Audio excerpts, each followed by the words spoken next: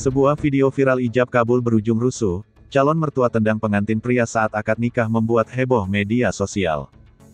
Dalam video viral itu, calon mertua tendang pengantin pria saat akad nikah.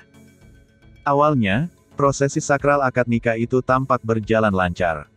Penghulu dan saksi nikah, pengantin pria dan ayah dari mempelai wanita sudah berada di altar. Penghulu yang berjas biru pun memimpin prosesi akad nikah tersebut. Lalu, ayah pengantin wanita membacakan istighfar dan syahadat sebelum menikahkan putrinya.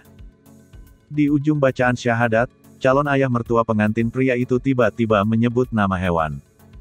Ia disebut-sebut mengucapkan nama hewan dalam bahasa Bima.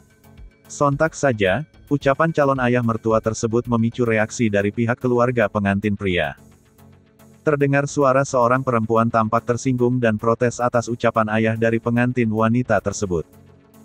Atas kejadian itu, pihak keluarga laki-laki sudah melaporkan peristiwa itu ke Polsek Rasanae Barat dengan LP penganiayaan. Dalam keterangan video, kabarnya, hingga saat ini pasangan pengantin itu tidak tinggal serumah. Diduga, kekesalan calon ayah mertua itu dipicu keterlambatan pengantin pria menghadiri akad nikah. Semula akad nikah dijadwalkan pukul 10 WITA, tapi pengantin pria tiba di lokasi akad nikah sekitar pukul 16 WITA.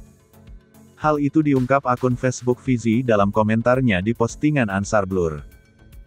Di dalam komentarnya, ia menjelaskan orang tua pengantin perempuan emosi karena calon menantunya itu yang terlambat.